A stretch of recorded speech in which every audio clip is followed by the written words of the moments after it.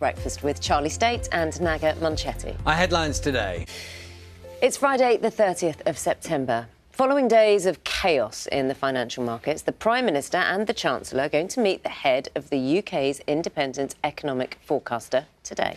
Talks with the Office for Budget Responsibility are being seen as an attempt to build confidence following widespread criticism of last week's mini-budget.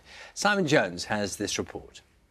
Well, Hannah's with us now. And Hannah, today, very much today, into tomorrow is the day when minds are going to be focused. You heard people talking there about what they're planning to do. There's a lot of detail about what's happening in the next 24 hours. Yeah. Well, Hannah's with us now. And Hannah, today, very much today, into tomorrow is the day when minds are going to be focused. You heard people talking there about what they're planning to do. There's a lot of detail about what's happening in the next 24 hours. Yeah. Parents in England whose children miss school face harsher penalties depending on where they live. That's according to a new BBC investigation. At least £8.6 million worth of fines were handed out last year.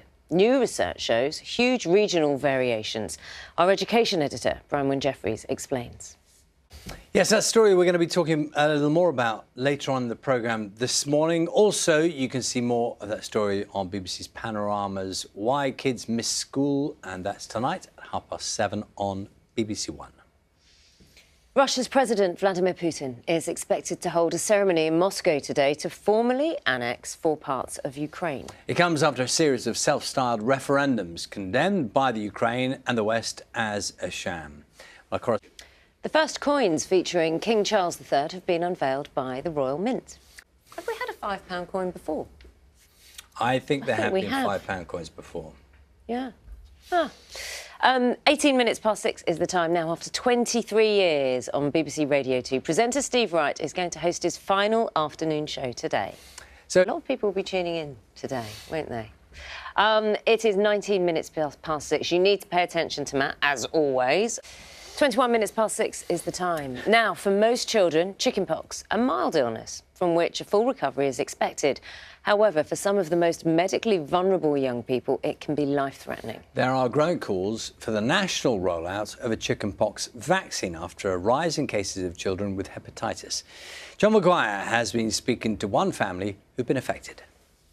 Good morning. You're watching Breakfast with Charlie State and Naga Munchetty. Let's have a look at what's coming up on... So tomorrow, the new energy price cap comes into effect in England, Scotland and Wales. Yes, Hannah, later on. Time now is 6:42. Now, Matt is going to bring us up to date with what's happening with the weather here, but something else we've obviously been talking about in the last couple of days is what's been happening in the state of Florida. Now there are search and rescue efforts continuing. Hurricane Ian has caused widespread destruction there. Yes, there are fears many lives were lost in the storm, which was one of the most powerful to hit the United States in recent years. Our correspondent, Nada Tawfik, reports from Naples in southwest Florida. Because it's yours. Yeah. It's actually a really cool award. Saying, you know this very well. It's about local...